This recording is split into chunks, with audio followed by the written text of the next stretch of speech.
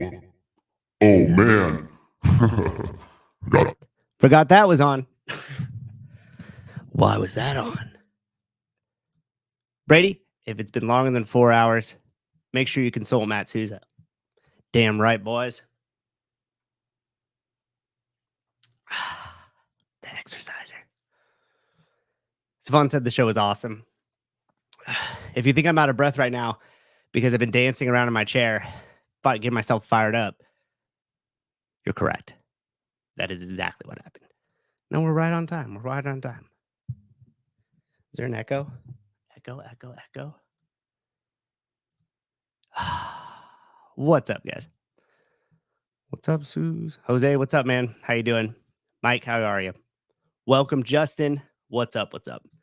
You guys are going to love this. I found something that was absolutely hilarious. Augustus, what's up, man? Jake C. Jake Chapman.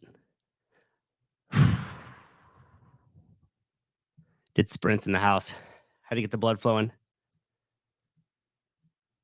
Send Lance a link. Lance a link? Who's Lance a link?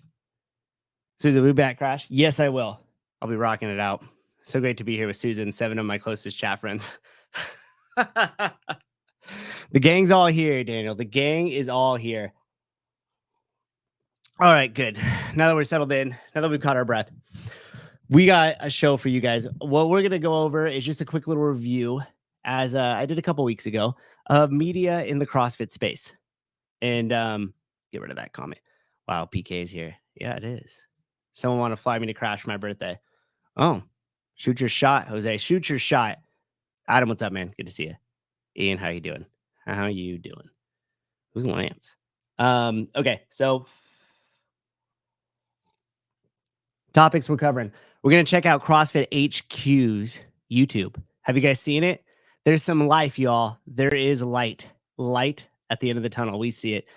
Mr. Schindeldecker, what is up, man? Super pumped to see you in a couple weeks. Savon, GCC, how are you? It's not Savon. Okay. So we got the CrossFit's YouTube channel. There's some life. We have some videos. We're going to go check that out. Look at it. Producer of the Savon podcast doesn't know Lance. Oh. I'm sorry. You're right. Lance from the show this morning. Okay, Philip. Sorry, dude. Sorry. Jake, always good to have you here, keeping me honest. And then we're going to check out the comment section. I did the review of Don's show, or like his talk to the affiliates. We had some comments in there as well as the Joe Rogan one. So we're going to talk about that, and we're going to engage with you guys. I got this, I figured out, oh shit, can't have that play. I got the ability here to turn on the polls for YouTube.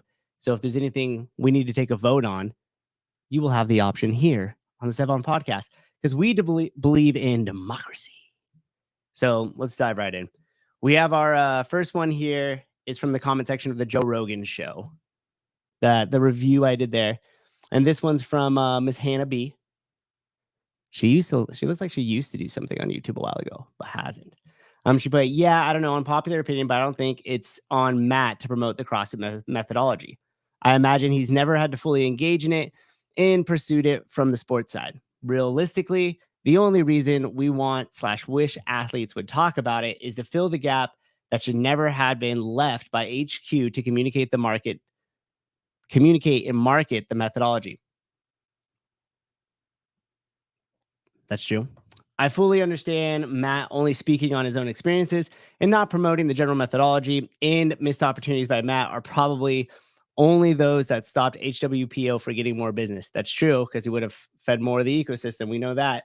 It's not his job to promote CrossFit. He really doesn't owe anything to them. Yeah, you're not the company. You're right. But the community, I would argue different. Whoa. That's a tough pill to swallow, but any sports person has nothing to owe the sport once they have left it, in my opinion. Now, if Dave made the misses, hugely different story. And in fact, it'd be very guess choice hand down. Yeah, you're not wrong, Miss Hannaby. You're not wrong. And that's what I think I said that a couple of times on the show as well, that it was just my jaded opinion of, what I thought should have happened. Matt was there to promote Matt. I get that. I don't knock him for it. It just would have been awesome. And you know what? Maybe it's because we got spoiled. maybe in the early days when we had Rich Froning, who like really gave to the community and knew how to speak about it really intelligently, we got spoiled. So that's what we were used to. That's all we knew.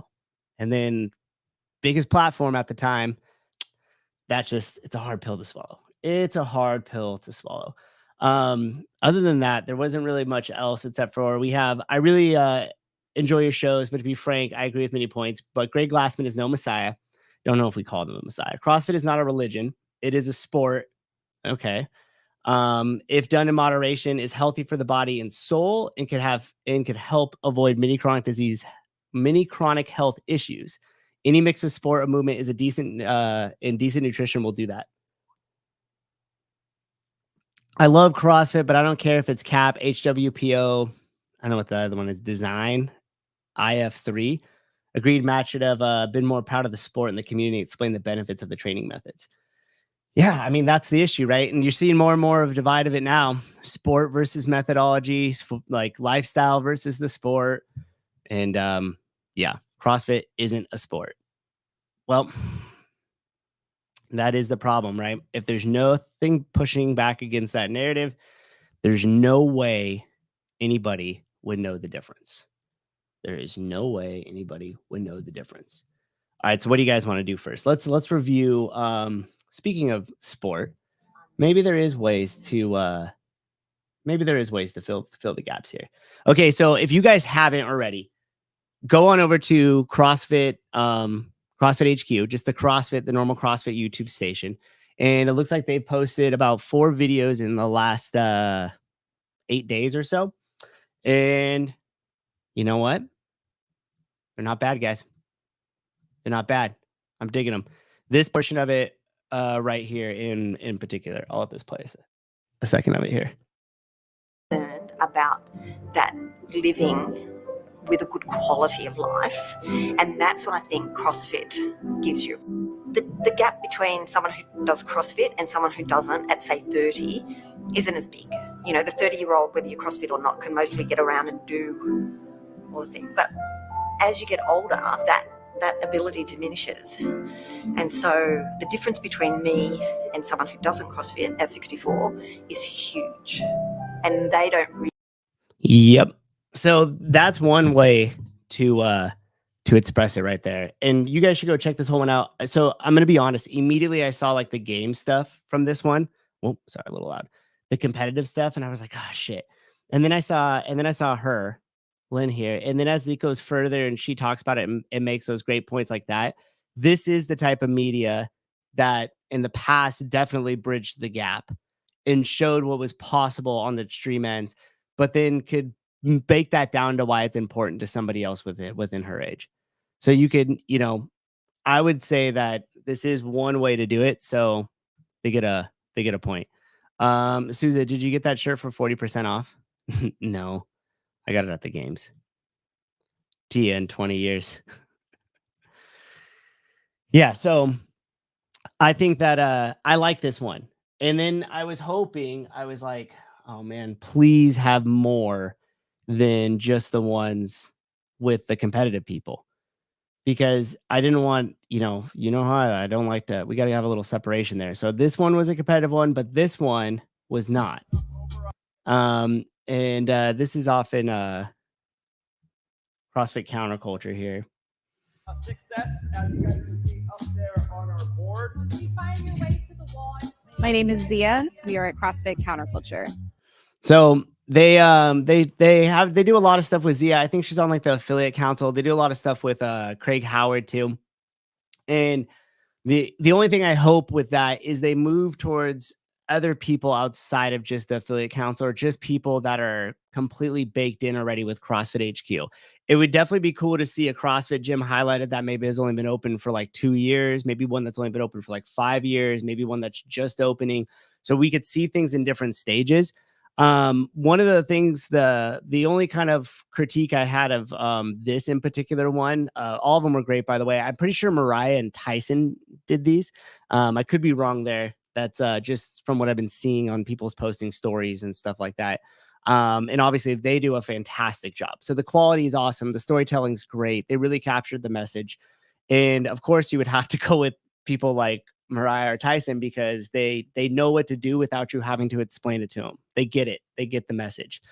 And so, hey, this is the first kind of life we've seen pumped into the channel in a while, and hopefully they keep stuff like this up. Now, I love it just because it's getting the channel revived a little bit more here, but I'm still going to be critical on like, okay, where are we going with this? Let's keep this going, and can we continue to unify the message around it a little bit?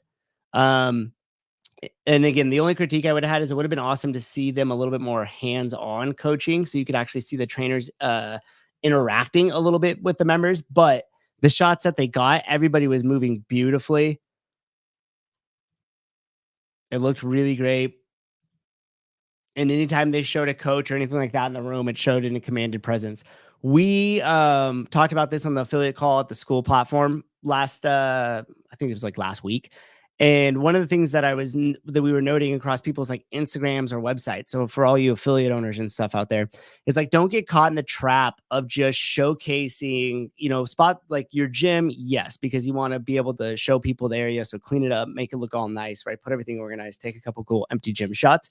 But at the same time, don't just have the next carousel shots just be people working out without having your trainers present there, without having a coach like being hands-on somewhere in the photo.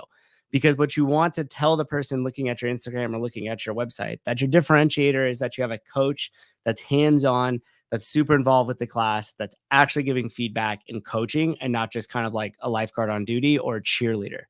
And so if you could convey that through your photos, through your messaging, through your videos, through your Instagram, that will kind of not only, like I said, establish your differentiator, but showcase your expertise in your local market. So yeah, that's the only. Yeah, so you guys thought I was going to come on here and poo-poo it, right? That's what everybody thought, right? No. One thing that's interesting though. Okay, so they have 1.76 million subscribers.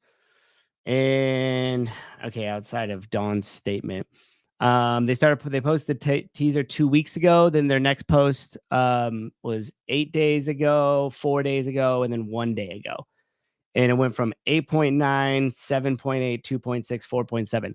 So I just think that they just keep the cadence up. Like if they're able to keep the cadence up on this and continue to do this, I think this will start to breathe some life back into this YouTube channel. And then here's going to become the critical point, because you knew I had to at some point go there, is this is why you don't need a separation of your training channel. Why would you want to separate that? You have your affiliate stories here. We're going to have our transformation stories. The video with the Iron Woman was a great job at showcasing some of the sports stuff that people have in mind, but why it's also important for the everyday person. So if you're going to do that, don't separate your training stuff. Bake it in here, because then just what I talked about establishing a differentiator between us and the F45 and the Orange Theories and everything else will be the expertise in the coaching. If I have to go to a separate channel from that, you're going to lose viewers. Why are you sending them all over the place? Just funnel it into one spot. And it's not too late. I think in Hiller's most recent video, he showed that they have like maybe 600, just under 600 subscribers to that channel, 1.76 million. And if you're going to publish on that channel, why not utilize that publish cadence here as well? And just all the time, boom, boom, boom, pump it out. Do not get caught up in the fear that if you're posting things too often, quote unquote, on this, that would be a bad thing. It's only a bad thing if you're not posting great quality work or something that contributes to the audience. So as long as you're doing that and you're continuously posting more is not going to harm you, especially as you try to get the behemoth of your 1.67 million subscribers rolling again. Don't send them somewhere else to have expertise training. Okay, there we go. I fear the bat. They fear the bat. I don't know. They shouldn't fear the bat. The bat helps them out. Bat helps them out. When are you leaving for Crash? I guess this. Tomorrow. I fly out tomorrow. It's called the playlist. Utilize it. Jose, my man. That's right. If I started CrossFit right now, I'd be lost in trying to find the content. Mason startup. Yeah, exactly, dude. That's why you have to have them all kind of like pushing into the same funnel. I think by separating those efforts out is you're just doubling over the work for no reason, making it harder. Just get everybody on the same page. Let Jenna and Kenna just let them just sit at the top, flood all the content into them, and just boom, boom, boom, just start posting it out. And here's another little tidbit too. I just watched this in a recent Hormozy video, who Alex Hormozy does like a ton of stuff on different platforms. And he basically showed the conversion rate on each platform with his current audience. So it's anecdotal data, but nonetheless, he has a really big audience. So you could draw some pretty big brushstroke information from this. And the biggest conversion rate of people like going to his website that were like qualified leads for what he does was on YouTube, because people are going to engage with that more. You're going to start to build an audience. You're going to start to engage with your audience. So if they start, I mean, shit, if they even one step above and they CrossFit, can you imagine if this channel was going live twice a week, 3 times a week? Just different guests on, different people, bringing some flow masters one day. Like, that's how you would end up reviving it. The problem is that's a lot of resources to that, and I don't know if they'll be able to pull that off. But anyhow, I'm assuming this is sits under Jenna's role as a CMO, and I know Kenna over there as media director. So congrats to both you guys for getting this rolling again. Keep it up, though. Keep it up. Okay, you guys want to see this shit with this doctor? This thing is crazy. You're not going to believe it. Or maybe you'll exactly believe it. Hold on, let me bring it up. Okay, so this dude, Dr. Chris over here. If you guys watched the show like a week ago or 2 weeks ago, I had put this comment and I had wrote it this way specifically because I figured it would catch this doctor's attention. He's got a pretty big following, 656,000 subscribers. He made a video 3 weeks ago saying, "Is CrossFit to blame? Surgeon reacts to Lazar Jukic's death at the CrossFit Games." Relative to his channel that only ended up getting 42,000 views, which looks pretty low performing compared to the other ones right up in the column of 293,000, 3 million, and one he posted a day ago that's at 36,000 already. So that's kind of interesting. Possibly because of the title. It seems like a lot of information is being suppressed as we get closer to the election time. But what do I know? So I put in this to capture the doctor's attention. I'm surprised how little you actually know on the subject. Your lack of research here is startling, which of course he took the bait. Please educate me then. Can you list the errors? So I listed out a bunch of errors that he kind of just ignored in the video here. And for whatever reason, it doesn't show up sometimes, and sometimes it does. So other people jumped in and they said, "We're on the street. Somebody educated you, deleted it." Tony was like, "Yep, he deleted it." So other people have told me that it's still there. So I don't think Dr. Chris here actually deleted the comment. I think for whatever reason, it doesn't show up sometimes. I don't know. Go figure. Goodwill Racing put in here, A, you don't delete comments. B, came on popular CrossFit podcasts like 7 Hillers for a proper discussion. Or we would have more respect for your commentary if, A, you don't delete comments. B, if you came on popular CrossFit podcasts like 7 Hillers for a proper discussion. So then he writes back, I don't delete comments, and he's happy to come on the podcast. Okay. But he also puts his references here. And he says, now, I guess this is a rebuttal to what I replied to him, which I don't know how me saying you missed all these facts and then you just say, here's my references. I don't really know how that rebuttals my argument at all. But last night, as I was looking through this, I clicked on the ones that had specifically CrossFit in the title of the reference. Okay. Hold on, y'all. Turn that one up. You might want to get out the tinfoil hat. Okay. So we ended up clicking this one here, and I'll switch my screen over so you guys could see the first study. Okay, boom. So we're here.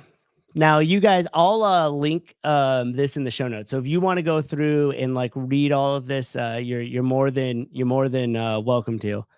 Augustus, NSCA funded. Come on, don't ruin it. Spoiler alert. Who was it? Jonathan said that's my favorite. My favorite sound effect. He's right. I do that one a lot. Maybe we'll do this one instead.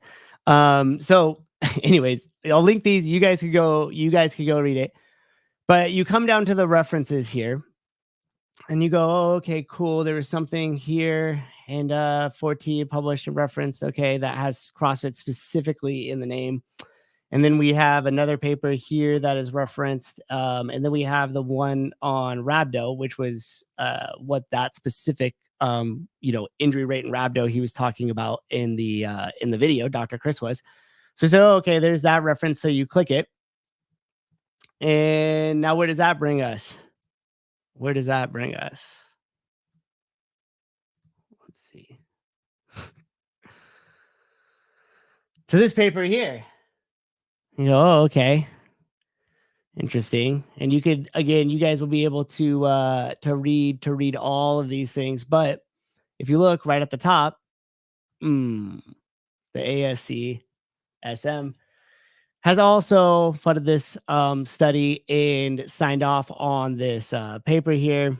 And then one last one for you guys, which you absolutely love. Hold on, I'm getting a call. Hey, I'm live on the air. So are you? Hey, or can I say something? Yeah, you're live. Okay. Okay. So you got these fucking idiots like Lane Norton and this fucking doctor here and that fucking moron that Hiller had on the other day. And they say shit like, I read a study, I studied a paper, I did a meta-analysis, which is basically just looking at like 10 papers and collecting the data and turning it into one paper. All of those people used content like this that's completely fucking fabricated, which was the NSCA case, which is the most cited case in the fucking history of fucking exercise science, period. And that is a fucking death blow to fucking CrossFit. That thing's been cited thousands of fucking times. And how many views does that video have that fucking doctor made? Well, that one I was saying it's relatively low compared to his channel all the way across, but it's 42,000. Okay, so if there's been 1,000 fucking videos made negatively about CrossFit using that paper, that's 400,000, 4 million, 40 million views that have been generated from CrossFit from something that's completely fabricated bullshit. But here's the kicker. Eric Rosa fucking let that dude off the fucking hook when Greg had fucking the NSCA completely against the wall and headed 100% towards bankruptcy. Like there's no one who can refute that. Yep. He was going to take their whole fucking company away from him. So Eric Rosa buys the company and lets them off the hook. And how anyone paid affiliate fees after that is fucking mind-boggling. How there could be someone like fucking yourself, Craig Howard, J.R. Howell, myself. I mean, I guess I don't pay affiliate fees, but they can't just see this and be like, what the fuck?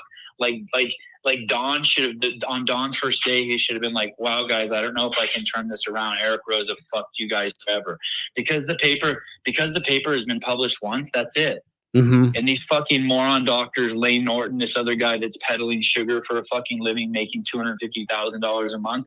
These guys fucking, it's a forever fucking piece of kryptonite that lives against CrossFit. That people who are supposedly intelligent cite daily. Yeah. Outside Magazine, Men's Health, everyone. 60 Minutes.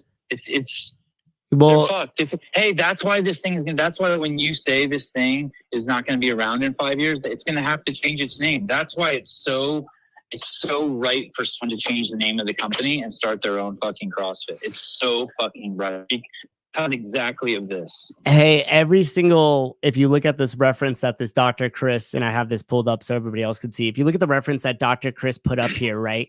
Every one of these references that exclusively lists like CrossFit inside the title.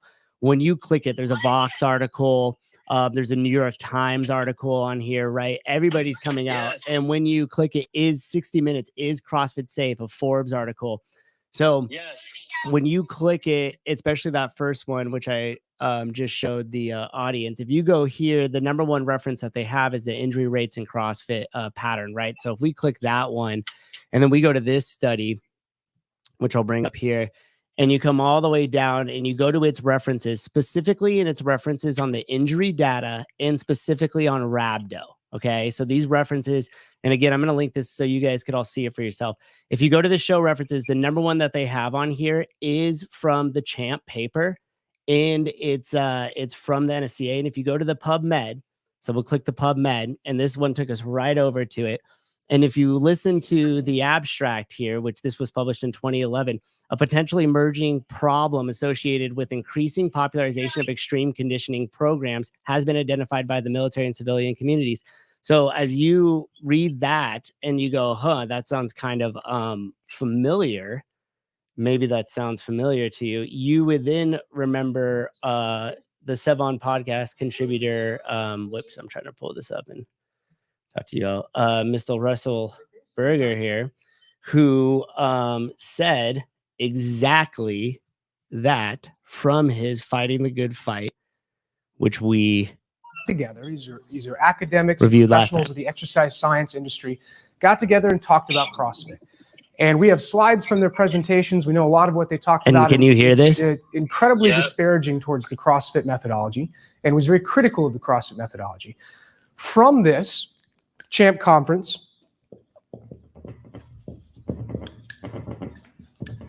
Now listen to what he the says. CHAMP paper CHAMP paper. was produced. This was published in 2011 on the ACSM's platforms. It was a paper that had a scientific facade to it, meaning it came from a position of authority. It had a bunch of different authors on it. It was peer-reviewed. And the paper itself was extremely critical of CrossFit and was circulated without our knowledge, behind our backs, throughout the Pentagon in an attempt to basically kill our chances of having any military contracts in the military's fitness needs. This part's the part. Some interesting things about this paper. Once we finally got a copy of it, we were able to read some of what this paper said. And as I've already mentioned, these are NSCA and ACSM authors. And I want to go ahead and read to you one of the first things, Remember the line. first quotes from the paper itself. It describes a potential emerging problem of musculoskeletal injuries caused by the CrossFit brand training, but immediately admits that the short and long-term physiological, functional, and readiness outcomes or safety of ECPs, which is their way of characterizing. And then that's the exact abstract in the paper that we just showed that's been continuously cited by all those other articles. And if you go to what you think is a more recent study, it shows the efficacy of CrossFit. But if you go to the portion on the injury rates and the data that's collected there, it always references what? The CHAMP paper. And just as a quick, can you hear me okay? Yeah. Just as a quick reminder to everyone, they published the paper and they submitted the paper to the university. There were no injuries. Then the editor from the NSCA said, hey, in order for us to publish this, you're going to have to put some injury data. So the guy made up injury data. When Greg sent the lawyers to hunt down the 16 people who were supposedly injured, they fucking knocked on every single one of their doors, and all 16 of them said the same thing. Nope, I pulled out. I was not injured. They fabricated the whole thing. They not only fabricated, but they insisted that there was injury data, and that lives out there today as the #1 cited paper in all of fucking exercise medicine. And it's just...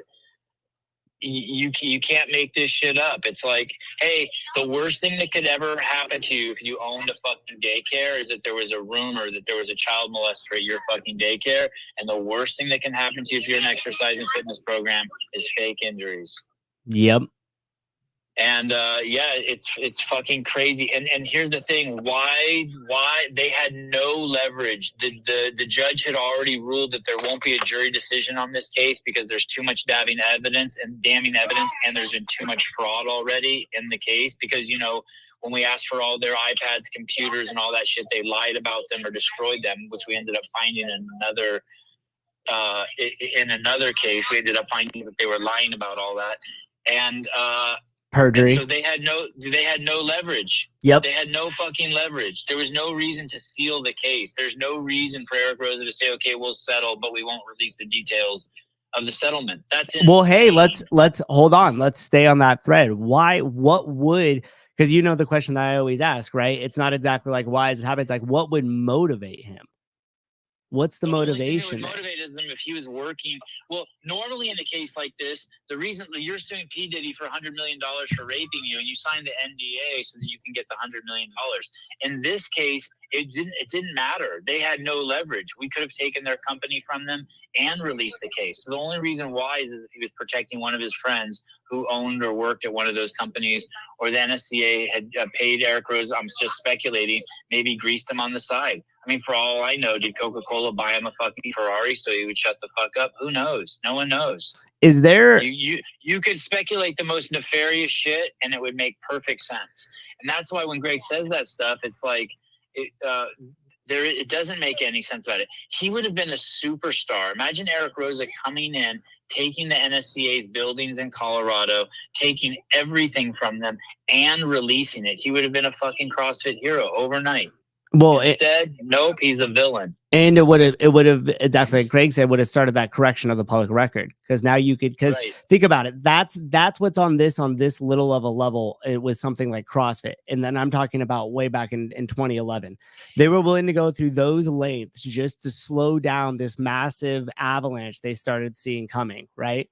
What lengths do you think they'll go through for other obstacles? And that was something that wasn't even on most people's radar at that time. And no one will ever see this study. Speaking of radar, that's why, like, when you hear it, you're like, oh, it's no big deal. It's just one study. The problem is all the moron doctors and Lane Nortons and I sell sugar for a living idiots will be like, well, I did a meta-analysis or I looked at the research. And it's like, dude, we've already established the research is completely bought and paid for. What are you talking about? Yep. And that was what Greg's whole position was, right? With the American Beverage Association essentially keeping the lights on those institutions. They knew a lot of their funding in the exercise science was coming from the American Beverage Association, wasn't it? Yeah, exactly. That's the thing where people misunderstand Greg all the time. He's all for free markets. Drink all the Jack and Cokes you want. He hopes the best for Coca-Cola as a company. He has no issue with them as a company. You nailed it. It's their meddling in the exercise sciences. Yes. And the issue that I have with us showing up at Congress and parading around with the Cali beans is because you know what they're going to ask for, right? They're going to ask for a label. They're going to say, well, let's regulate and let's have the food companies put a label on the food that says that it's quote unquote hazardous to your health and may cause chronic diseases if overconsumed. Let's say that they have to do that, and it has to be a big black mark on their packaging, right? Right. That doesn't solve anything in terms of getting them out of the pockets of all the scientists and all the institutions. It embeds them deeper. And so that's why that's a big misnomer, because everybody thinks, oh, they're lobbying for it. Cool, we're going to get labels. Why the hell do we want labels? Let's make it illegal for them to be meddling around in the exercise science and the nutrition realm when it comes to our institutions.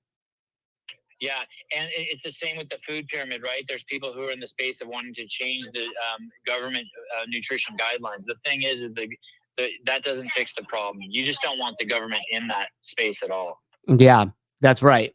That's right. But isn't that nuts, man? That's why all these people that say they don't believe in religion, you have a religion. I don't believe in God. Oh, yes, you do. You just don't know it. Your God is Nancy Pelosi. The exact way that you think of that you think that people think of God or religion or Christianity, you think of Nancy Pelosi and your local government. You just can't admit it. Everyone has a religion.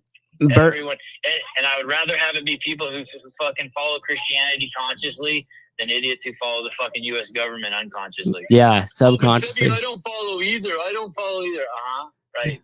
Yeah, we got to crack that nut and look in deep. Burnt Lumber said the new buyers of CrossFit had an interest to settle. Yeah, yeah, exactly. That's what you're saying too. And so if the interest wasn't direct financially, what was it?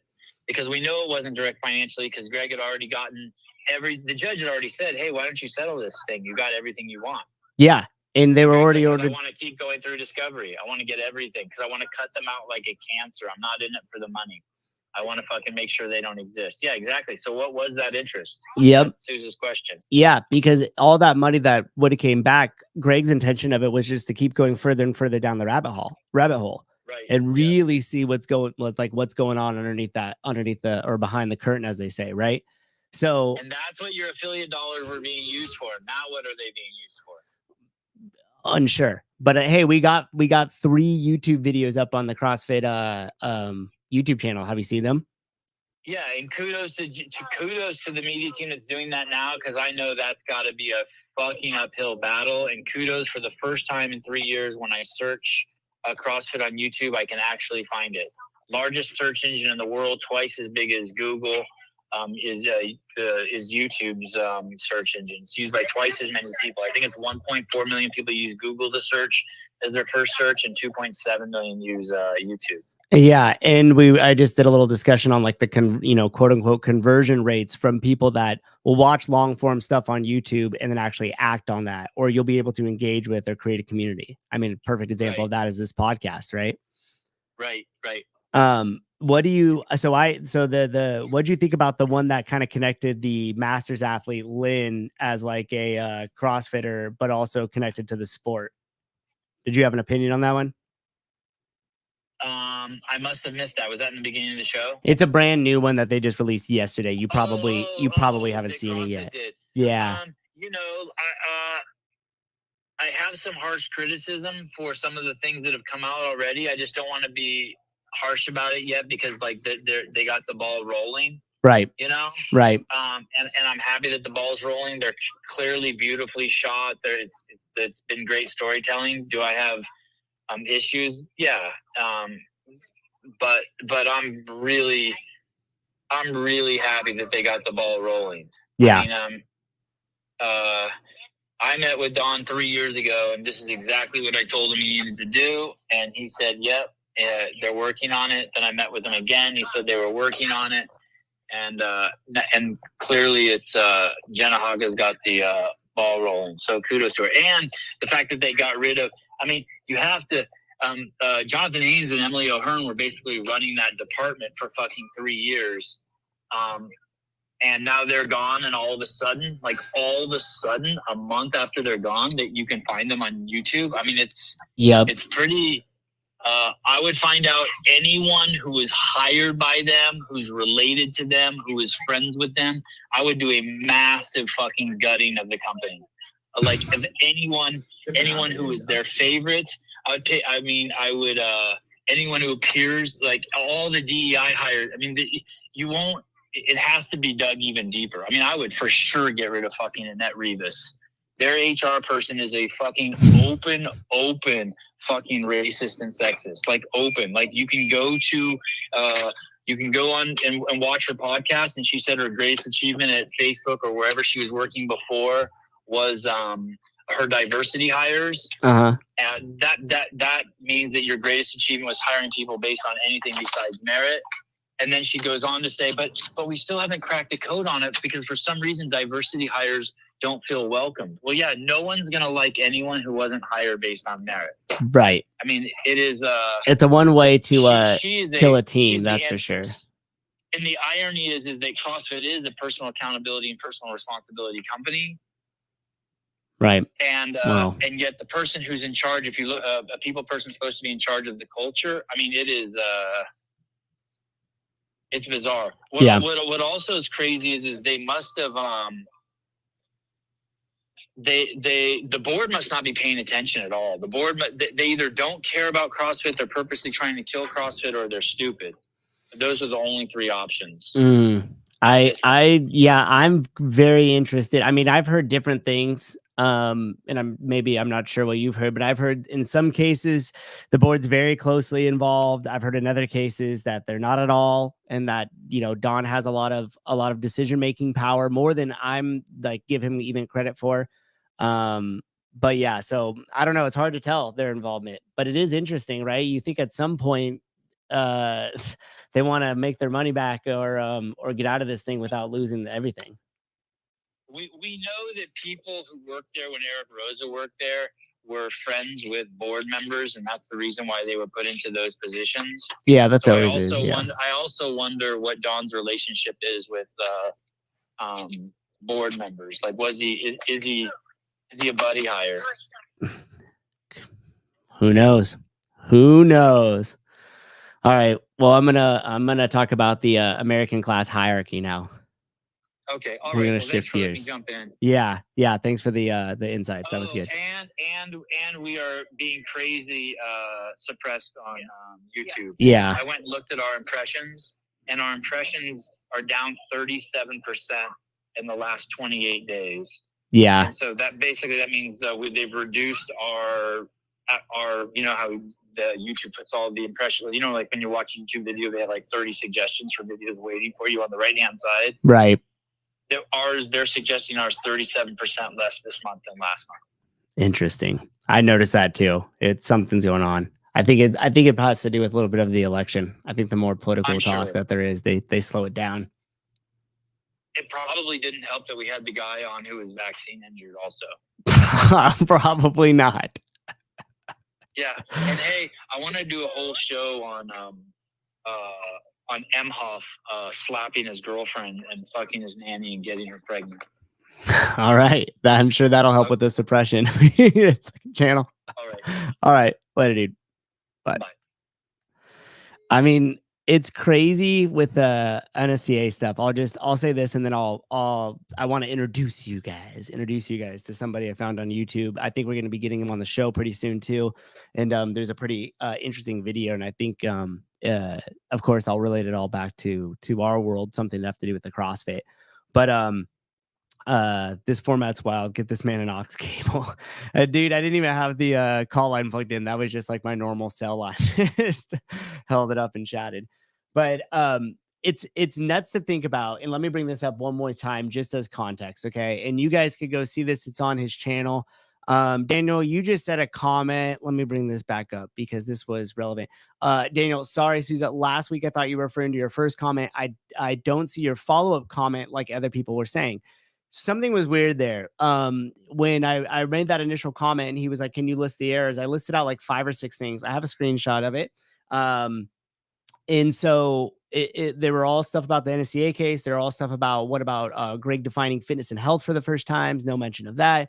What about when you reference the L1 and you talk about extreme intensity? You don't say relevant to the person's physical and psychological capability at that time, which in the L1, it clearly references that. There's a massive section on it as well too. And so I listed all these other things out also as well as like he kept referencing people from CrossFit's past like Greg and Dave and stuff like that. But he made no mention that the company was sold to a private equity company. And that's a really big deal. If you're trying to give sound information on, hey, you know, this is stuff about this company and I want to be the expertise here, you should talk about it being sold from an individual to a private equity because lots of things change after that. He didn't mention that either. So anyways, that comment was gone. And at some point he commented back 5 days ago with this, and he, rather than addressing any of the points that I made, which nobody now could see, but apparently he doesn't delete comments. I don't know if he did or if he didn't, whatever. For some reason, my comment is suppressed. But when he listed all the references here, like I said, I went through and anything that mentioned CrossFit specifically by name, I clicked into it, even the Forbes article here. And when you go, they all end up referencing the Champ paper, which was the NSCA case, and the breakdown of that I did a couple weeks ago. So if you're not familiarized with it, perhaps you should go back and watch that, or just watch the video itself, Fighting the Good Fight. I'll throw all these links down below if you guys want to go check it out. About to announce it on Susan's channel. We won't see the second dude getting slammed. Callie and Casey Means dropped on Rogan. Hate that Callie comes off as such a pussy. Well, dude, one of the things I was talking about, Christian, was that that's the issue. If you ever read any of these, fight against big sugar or big food companies or fighting against for regulation, all of it boils down to this label situation where they go, hey, we want to just put a label on the food that says this could cause harm. And that's the big solution. And I think it's a terrible solution because it doesn't help anything from the top down, which is the money being tied up by these big food companies to our politicians, to our institutions that are buying and paying for the quote unquote science that is then being published, which is very clearly misleading the general public. I mean, how much more obvious can it be between the food pyramid, the foods we eat? And the issue that I had with the last guy I'll round up here with was on Hiller's Live, Justin from the CBG, I think it was, Nutrition. He was on there and he did a great job of keeping whole the product that he sells. But one of the issues that I had is this calories are created equal and like sugar isn't as harmful as everybody makes it, which I always feel that if you give a little bit, people take a lot of it. And I get that he's selling a product, so he has to meet his, consumer, his customer halfway there. I understand that to a certain degree, but at the same time, you should be able to have a conversation and say, hey, sugar is very harmful. And the reason why he has all these meta studies and different studies to point at to show is because of the issue that we just talked about here with the people that like the NSCA and the other things that are taking funding from these companies. Okay, so we see how all that ties together. Now, I've said this multiple times on the show, but if you go back and think about what I said with Greg explaining that there was two entities in the fitness space, the American Beverage Association and CrossFit. Now, think about all that information that's being sold out there and all those different things that are referencing this junk science that is being bought and paid for by these food companies. And the issue that I have is that when we cannot see the NSCA case, that it's been sealed up and nobody is now allowed to talk about it, reference it, pretend it existed. Why is that? And then now, does that make it to where CrossFit is also no longer in that fight against it, against the corruption? It's a little unnerving, huh? Okay. So we're going to wrap up with this. I want you guys to, gosh, I have so many tabs open right now. Criminy. What did I do? Hold on. That's me. That's weird. Oh man, I totally wanted to do some polls today. Talked about the beginning and didn't do a single one. Whatever. Okay, check this out. So this YouTube channel here is called Analyzing Finance with Nick. This guy's stuff is like super low budget. Maybe that's also why I like it. And it's just very like explanatory. There's nothing fancy about it. But he built up this American class hierarchy. And you guys should go check this out and watch the video here. But I just thought it was super interesting to see this. And the relationship that it brought to my mind that I just was going to share with you guys here is, as we look at the divide and the split between the institutional professional class, these are like the, professors, the bureaucratic, the government jobs, that type of stuff. As you see it shift over to the left, it's on the left for a reason. And then the right, the independent professional business class. And then you see successful business owners are above that. And then the Ivy League class is kind of the MBA types that have all the pedigree and are kind of like the executive, serial executives that you see going from company to company with these big titles, COO, CEO, all this stuff, right? And I thought it was interesting because if you think about it, where did CrossFit grow out of? Well, it started here in the middle class, or even like the working class, you could say, with Glassman riding his bike every day to the gym and developing his training protocol. Moved it up towards the middle class here as he developed the business, gave the opportunities to others to be within this middle class structure here with affiliates. And then it started to rise up into the independent professional class and peaked over to the institutional professional class as he was catching the eye of doctors and these other people. Now, Greg himself moved up to a successful business owner level here. And according to Nick's calculations, I do think he got pushed up into the counter elite with the sell of CrossFit. But the interesting thing is that it goes from successful business owner hands and switches over to the Ivy League class of who's in charge and who's running it. So now we have all the private equity people, all the MBA people, and everything else. And I just thought it was a great like visual representation, right? Because if you think about CrossFit's roots and where it came from, and if you know about Greg's kind of like past in terms of as a trainer and how everything developed, which by the way, Greg definitely agreed to come on the show. So within the next couple of weeks here, when Crash and stuff settles down, I'm also traveling to Columbus, Ohio for a meeting out there. Once we're back from that, I'm definitely going to have Greg on and we'll talk about kind of the past training days. I got to do that a little bit with him when I was with him with Boston. It was really cool to hear some of those stories, right? Like he was an affiliate owner. Like you get to, he was the first affiliate owner, right? Rolling up the bay door and everything else. So to hear those old stories and where his stuff came from is really awesome. But you could literally map his course up this whole entire American class hierarchy, Greg's. And then you could see when it switches over to the Ivy League class and into the institutional professional class. And Analyzing Finance with Nick talks about this in depth. He goes into a whole bunch of these. He's got a ton of shit on there. But if you go over it as he breaks the whole thing down, you're just like, holy shit, this is like, we see it before our eyes within the CrossFit ecosystem. So anyways, I just wanted to introduce you guys to that. Go check out his channel. I'll link that in below as well. And I think we're looking to get him lined up to come on the podcast with Sebon, so they could chat. I kind of want him to become like a buddy of the show that like shows up like once a month and just basically like fills us in on like macroeconomics and like what's going on in the world and different stuff like that as like our financial our economic expert. I think it'd be dope, but not sure. I'll reach out to him and see what's up. Just talked to Savon about him today. Anyhow, go check that out. Okay, short show today, guys. I came from training the Hayward Fire Department recruits this morning and jammed over here, hung out with you guys. I was like, literally, it was like dragging, felt like there wasn't much energy. So I started, which was funny because somebody made fun of me with this last show and was like, you get all fired up and like slap your face and all this stuff. And I definitely like was doing that before this show, so much so that I got myself out of breath and struggled for like the first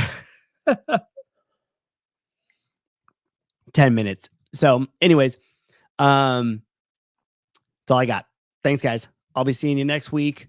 We got a lot of cool stuff coming up. Greg Glassman coming on tomorrow morning. I head out to Crash and we will be kicking off Thursday with some shows as well as all weekend. So, yeah. Oh, one other thing.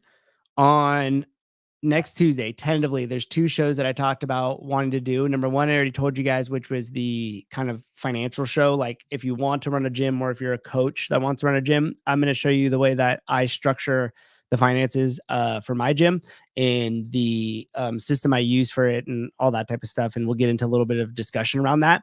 And then the other show that I want to do is that we're going to be talking a bunch about the fire program that I do like in depth. I did one of those on the school platform. But I want to do one here. I think I might be able to maybe get somebody on here to talk about it with me, but we'll see. Maybe I'll just do a solo one and kind of show you guys the program and explain it and everything else.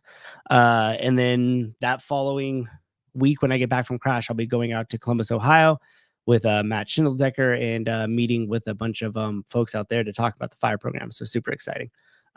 Always use Excel. Excel is great. What is your favorite Excel function? Excel is life. Daniel, heard you got invited to meet the Ohio governor. Cool stuff. Yeah. Yep. About the fire program. Pretty cool. Excited about it. Okay. All right, guys. Adios. Have a great day. Catch you on the next one. Bye-bye.